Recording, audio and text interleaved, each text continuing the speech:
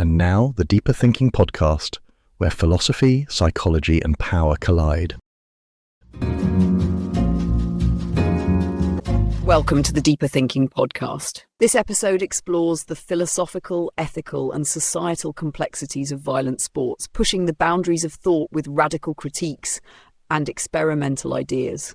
From AI combatants and Nietzschean eternal recurrence to the aestheticization of pain and post-humanist competition, we examine whether violence in sport is intrinsic to human nature or a product of social construction. What happens when fighters become artists, spectators become ethically implicated, and technology redefines the limits of the body? For book recommendations related to this episode, further research topics, key search terms, and a way to buy me a coffee, visit the episode page. Let's dive in. The roar of the crowd swells as a fighter, bloodied but unyielding, staggers to his feet. His opponent stands poised, the momentary pause between rounds amplifying the tension, the collective breath of the audience hanging in the air. This modern spectacle, a collision of raw physicality and strategic mastery, is both ancient and contemporary, echoing the gladiatorial contests of Rome, yet shaped by the regulatory structures of modern sport. But what exactly compels us to watch, to participate, to celebrate controlled violence? The paradox of violent sports lies in their simultaneous glorification and condemnation, held up as a test of discipline, skill, and endurance, while also questioned for their ethical and psychological consequences. Philosophers have long sought to understand the role of violence in human civilization. Aristotle viewed physical contests as a means of cultivating virtue, emphasizing the role of controlled struggle in the development of character and resilience. His concept of catharsis, often applied to tragedy in drama, extends to violent sports as a medium through which spectators purge their emotions, vicariously experiencing triumph and suffering without direct consequence. Friedrich Nietzsche, in contrast, saw combat and struggle as essential to human excellence, a driving force behind his concept of the Übermensch, one who embraces hardship and overcomes weakness through sheer force of will. In violent sports, Nietzsche's philosophy finds expression in the fighter who willingly endures pain in pursuit of mastery, pushing beyond physical and mental limits to attain self-overcoming. Yet alongside these affirmations of struggle, Michel Foucault warns of the ways in which institutions shape and discipline the body. Modern combat sports are not just individual expressions of will, but are deeply embedded in structures of power, surveillance, and control. The training regimes, weight cuts, and performance-enhancing substances that define many professional fighters' lives reveal the extent to which bodies are disciplined, commodified, and exploited within larger economic and social systems. Foucault's concept of biopolitics, wherein institutions exert control over bodies under the guise of regulation and protection, compels us to ask whether combat sports empower athletes or render them subjects to a broader machinery of power. This contradiction is further complicated by the psychology of spectatorship. Sigmund Freud's theory of the death drive, or thanatos, suggests that humans possess an unconscious compulsion toward aggression and destruction. Spectators of violent sports may be fulfilling this instinct in a socially acceptable manner, indulging in controlled violence as a form of release. Alternatively, the pleasure derived from combat sports can be examined through René Girard's theory of mimetic desire, our inclination to imitate others' passions and rivalries, fueling cycles of competition and escalation. If we accept these psychological frameworks, then the ethical dilemma is not just about those inside the ring, but about those who watch, cheer, and revel in the spectacle of controlled brutality. The boundaries between combat as sport and combat as spectacle blur under the bright lights of the arena. Every strike, every defensive maneuver, every moment of hesitation carries meaning beyond the individual match, encoded in the history of violence, power, and cultural significance. The modern fighter is both an athlete and a performer, engaging in a ritual that extends beyond physical contest into mythic storytelling. But what stories are being told? What ideologies do violent sports reinforce, and how do they shape our perception of dominance, endurance, and suffering? Central to this discussion is the concept of violence as ritual. Anthropologist René Girard argued that societies create structured forms of violence, sacrificial ceremonies, controlled combat, and war games to sublimate deeper social tensions. In this framework, violent sports serve not merely as entertainment, but as a release valve for collective aggression.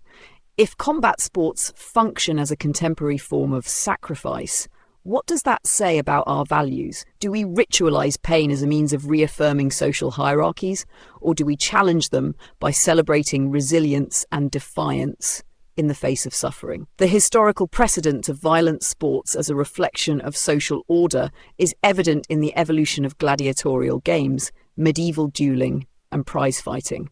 The Roman Colosseum, where slaves and prisoners fought for their survival, is often invoked as an extreme example. But the dynamics of power within modern combat sports remain strikingly similar. Marxist critiques of labor exploitation apply here. Fighters, often emerging from marginalized backgrounds, place their bodies on the line for financial security, while promoters, sponsors, and media corporations extract profit from their pain. Karl Marx's theory of alienation finds an uneasy parallel in the commodification of fighters, who risk their well-being while becoming consumable figures in a market-driven spectacle. This commodification extends beyond the ring. Fighters are not only measured by their skill, but by their marketability, their ability to entertain, provoke, and generate engagement. Pierre Bourdieu's concept of symbolic capital becomes relevant here. Fighters must cultivate an image, a persona that resonates with audiences, ensuring financial viability even as their physical prime fades. Whether playing the role of the hero or the villain, the combat athlete exists within a system that demands constant reinvention. At the same time, the moral dimensions of violent sports are contested. Are they a testament to human perseverance, or a symptom of society's appetite for destruction? The philosophy of Emmanuel Levinas presents a compelling ethical counterpoint. The face-to-face encounter, where one recognizes the humanity of the other, suggests that acts of violence, no matter how controlled, carry ethical weight. If combat sports require a temporary suspension of this ethical recognition, do they ultimately desensitize us to real-world violence? Or do they, paradoxically, deepen our appreciation for struggle, sacrifice, and survival? The physiology of violence itself demands closer scrutiny. Neuroscientists studying aggression and competition have found that combat sports stimulate deep evolutionary mechanisms within the brain, activating structures like the amygdala and the hypothalamus that govern fight-or-flight responses. Yet, this primal instinct is counterbalanced by the prefrontal cortex, which moderates impulse control and strategizes risk. The interplay between these systems raises the question, is a fighter driven by pure instinct, or is the act of controlled combat a uniquely human fusion of reason and aggression?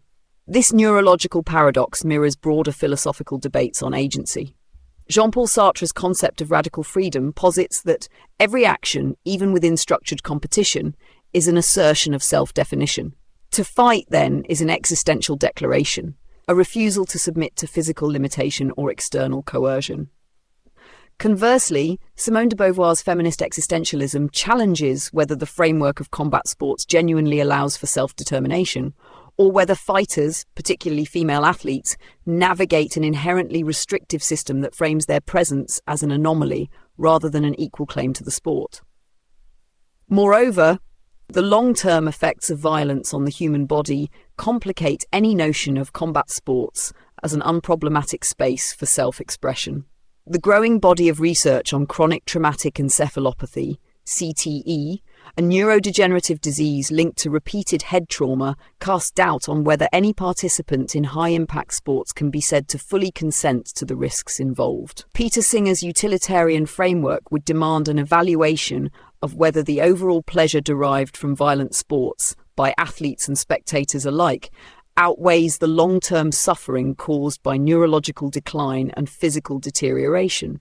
Yet for many fighters, the pain is not simply a consequence of sport, but an intrinsic part of its meaning.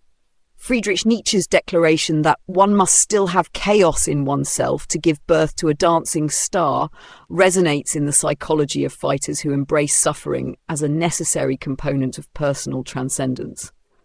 This ethos aligns with Stoic philosophy, particularly Marcus Aurelius's notion that hardship is not an obstacle, but the path itself. Here, the physical toll of combat is reframed not as destruction, but as a purification of the self through discipline, endurance, and the pursuit of excellence. But if suffering is central to the ethos of combat sports, where does the line between voluntary sacrifice and systemic exploitation lie? Noam Chomsky's critiques of power structures suggest that even the most willing participants in violent sports exist within broader socio-economic forces that incentivize physical risk as a means of financial mobility. If combat sports are disproportionately populated by individuals from disadvantaged backgrounds, does society truly celebrate their resilience, or does it merely consume their sacrifice while offering few alternatives? These contradictions demand reconciliation. As audiences, we are complicit in the structures that sustain violent sports, whether through active engagement or passive acceptance. The question remains, are we drawn to combat sports because they reveal something primal about our nature, or because they allow us to temporarily suspend moral responsibility under the guise of entertainment?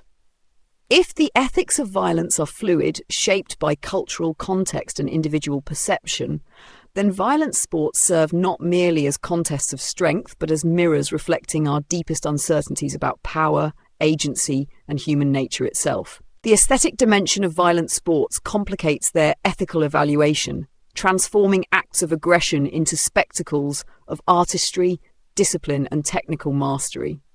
While combat sports are, at their core, contests of physical dominance, they are also deeply embedded in aesthetic traditions that elevate them beyond mere displays of violence. The way a fighter moves, the precision of a well-timed strike, the fluidity of evasive maneuvers, these elements contribute to an experience that resonates on a level beyond brute force. But what makes violence aesthetically compelling? And does the aestheticization of combat obscure or justify its inherent brutality? The philosophy of aesthetics, particularly as explored by Immanuel Kant and Friedrich Schiller, provides insight into how violent sports can be understood as forms of artistic expression. Kant's concept of the sublime, an experience that evokes awe and exhilaration through an encounter with power and danger, aligns closely with the way audiences experience high-level combat sports. The controlled chaos of a fight, the razor-thin line between triumph and catastrophe, creates an aesthetic intensity that mirrors the sublime's capacity to evoke both admiration and fear. Schiller's idea of the play drive, Spieltrieb, which reconciles the tension between the material and the rational, further supports the view of combat sports as a space where raw physicality and strategic intelligence converge in an elevated form of human expression. This notion is reinforced by the way martial arts have historically been framed as disciplines of self-mastery, rather than mere instruments of violence.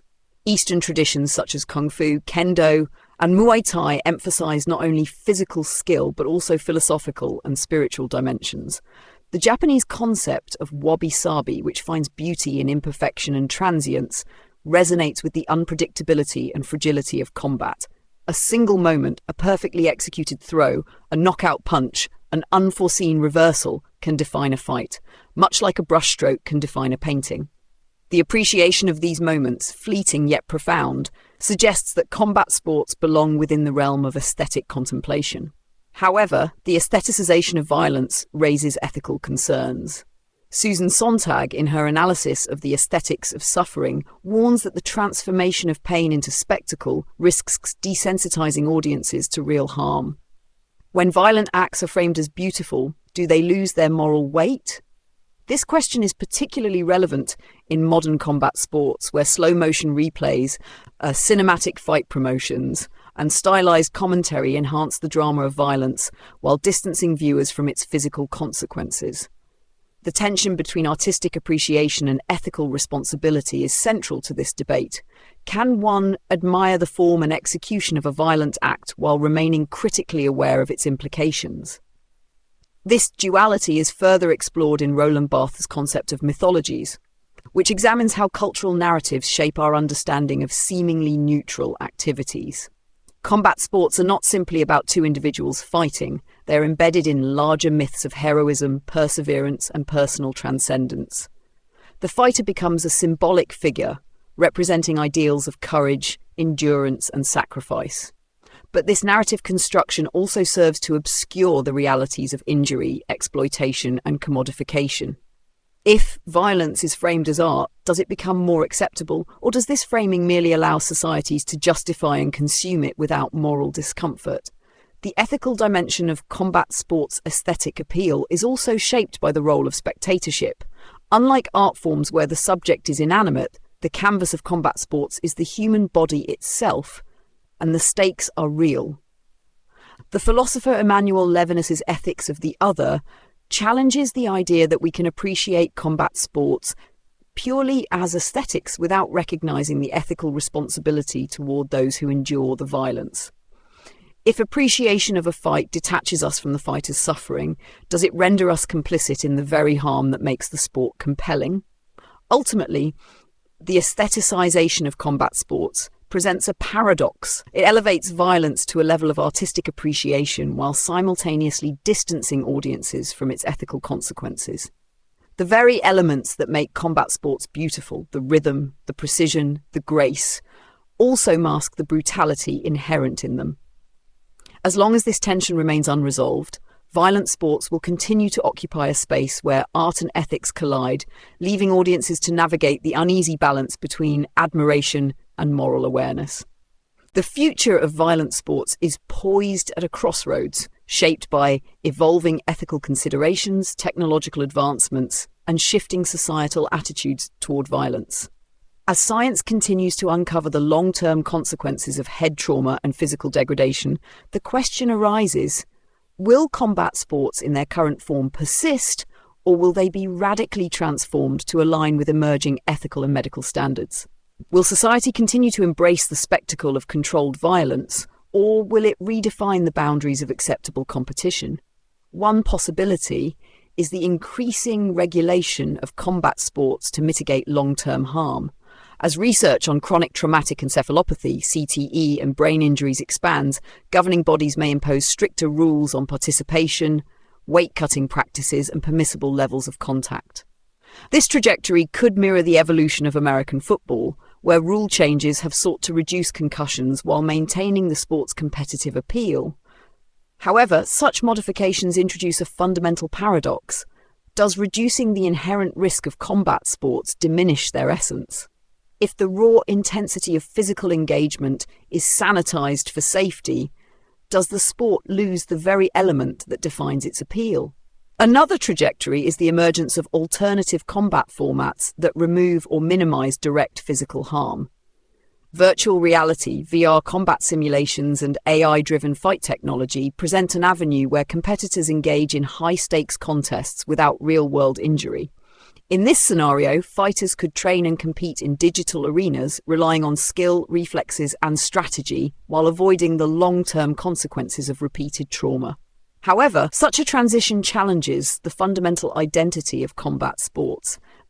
If the pain and risk are removed, do they still qualify as fighting, or do they become mere simulations of combat, devoid of its visceral reality? Jean Baudrillard's theory of hyperreality becomes relevant here. If digital representations of violence replace physical encounters, do they become more real than reality itself? Beyond technological advancements, shifting cultural attitudes toward violence may also reshape the landscape of combat sports. If societies continue to move toward greater sensitivity regarding bodily harm and human rights, will the public's appetite for violent spectacle decline? Historical patterns suggest otherwise. Violence in entertainment has persisted across civilizations, from the Roman Colosseum to contemporary action cinema. René Girard's theory of mimetic desire suggests that humans are drawn to conflict and rivalry not only as participants but as spectators, seeking catharsis through symbolic confrontation. If combat sports were to be significantly regulated or banned, would underground alternatives emerge, mirroring historical patterns where prohibition fuels black market demand? The increasing intersection of biotechnology and combat sports further complicates predictions.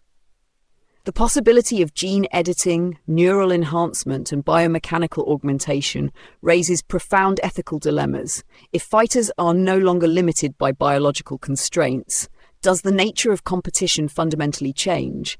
Would an athlete with cybernetic enhancements or neural implants still be considered human? Or would combat evolve into a post-human spectacle where physicality is secondary to technological modification? Giorgio Agamben's concept of the homo sacer, the figure who exists at the threshold of societal norms, may become relevant in the context of bioengineered fighters, individuals who push the limits of what it means to be human. Ultimately, the future of combat sports is unlikely to follow a single trajectory.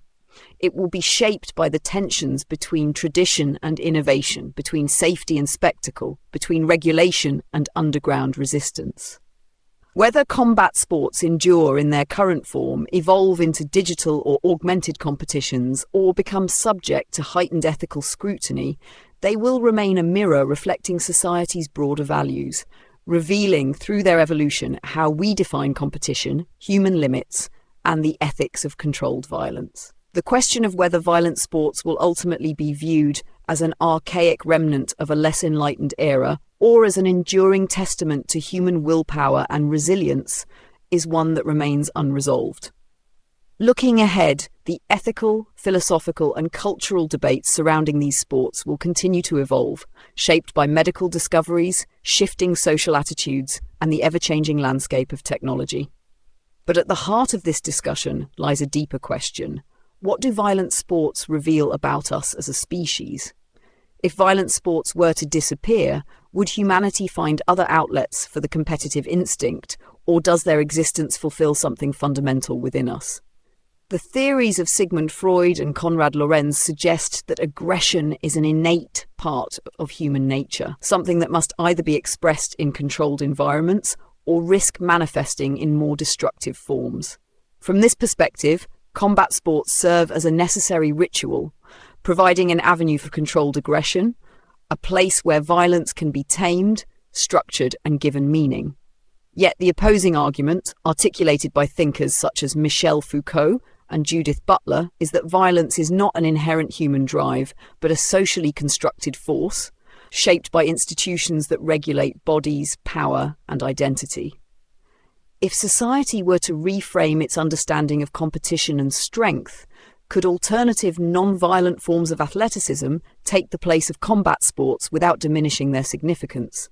The role of spectatorship in perpetuating violent sports must also be acknowledged.